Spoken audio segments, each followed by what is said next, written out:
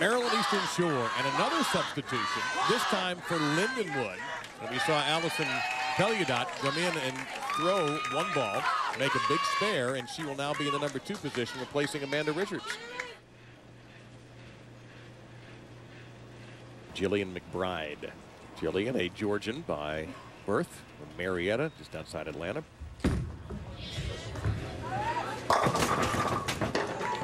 Well, she's still looking for her first strike of the day, but got a little break on to Brooklyn. She's been a very steady spare shooter. It's been a roll throughout this tournament for her team. You see, tough shot after a long break, and it's just left to target. She's aiming for about the 16th board. That's close to 18, almost 19. But she focuses her team. She sets them on track. She's a very good spare shooter, does a great job of filling frames and setting the tone for her team. And that's a sour tone right there, and a surprise, because everything Chris said has been so, except for that right there. She's quite upset, understandably. Now, this is a, talk about having to steady down. This is something that everybody now has to rally to her side.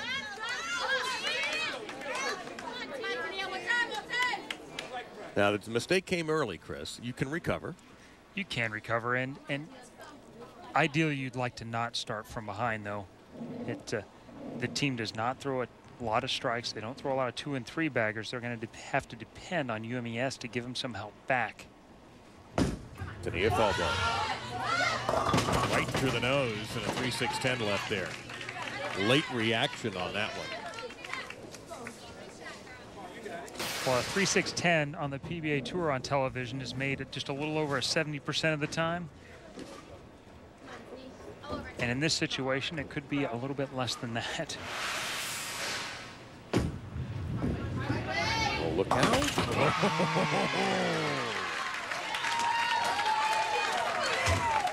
Falbo. Well, Lindenwood almost got their help right back there.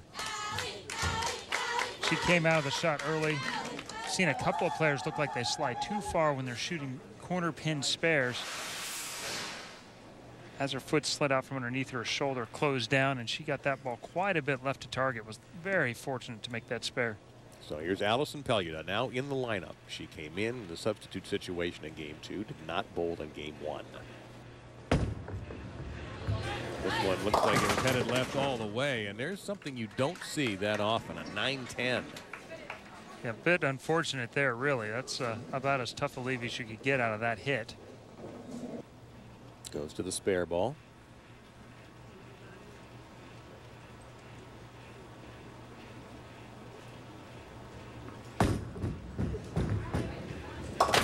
And so an awkward start for Lindenwood. Consecutive open frames, and the door swinging open early for Maryland Eastern Shore. They are attempting to become the first team in college bowling history to win the NCAA and the ITC championship in the same year.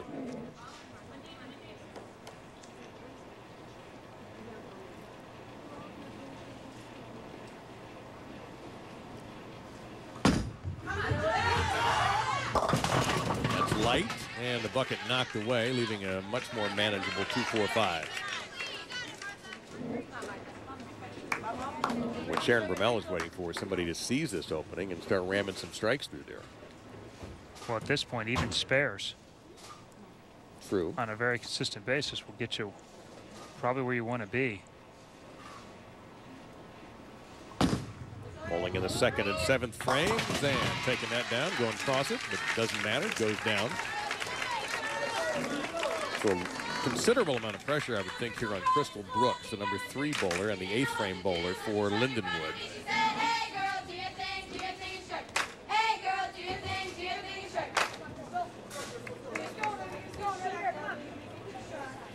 And while she may have the 4th best average on the team, she's had some of the prettiest shots today.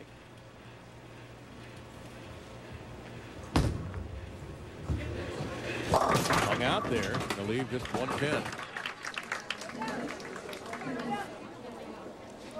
Well, registration is open now for the 2012 Open Championships in Baton Rouge, Louisiana. A complete sellout is expected, but there are still some prime dates left. If you act now, Register at bowl.com/tournaments.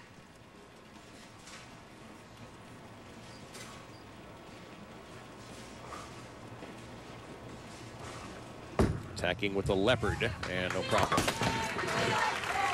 So finally a mark for Lindenwood, but they're down 19. Well, that stops the bleeding. A little reminiscent of game 1 where UMES started out with 3 straight opens and handed Lindenwood a lead when Lindenwood was also struggling at the time. Megan Buju did not bowl game 1 and did very well in game 2. Had a big strike near the end of the game. And oh boy, when that 10-pin fell, that was a lifesaver. But her work's not over yet. We've seen the 2-8 be a difficult spare for everyone so far. It will also be difficult for her. Great balance there. That's a pretty good shot as far as online. This right lane looks like it plays a little bit tighter for her.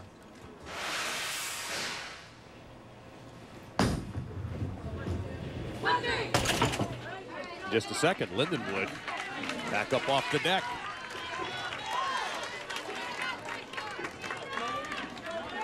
Amanda Green, who bowls the 4th and the 9th, and she has the best average on the team from Romney, West Virginia. All-American. She's got the highest rev rate on the team, but on these difficult conditions, not always such an advantage. 10-pin stubbornly standing there. I'll show you how Lindenwood got to this championship final. They were very hot early and then ran into Adelphi. Adelphi put on an impressive performance. They knocked out Wichita State. They knocked out McHenry. And they beat Lindenwood. And then Adelphi was able to force a 7th game until the Lions shut them down to get to this championship.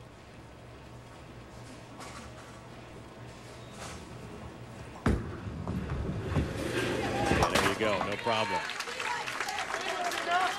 So just a 6-pin lead now for Maryland Eastern Shore and the veteran left-hander, Kristina Fromm.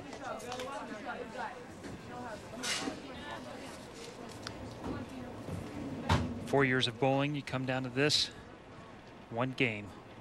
She was the 2008 National Rookie of the Year. She's a 3-time All-American.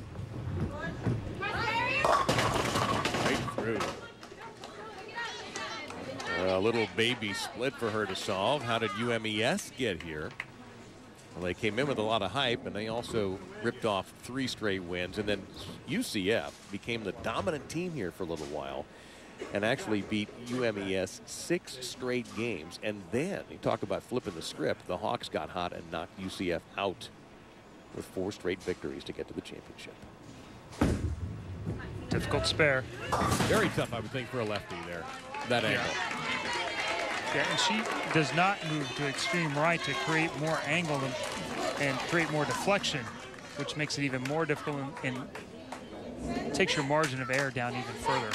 Or you can throw it like Jenny Petzel and not worry about all that science stuff that you like, Chris. See pins, hit pins.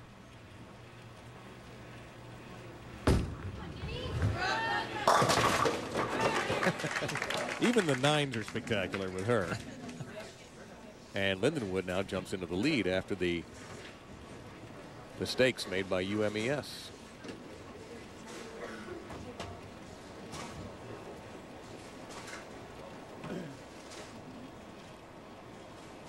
And at the moment, we have not had a strike in this ultimate game here.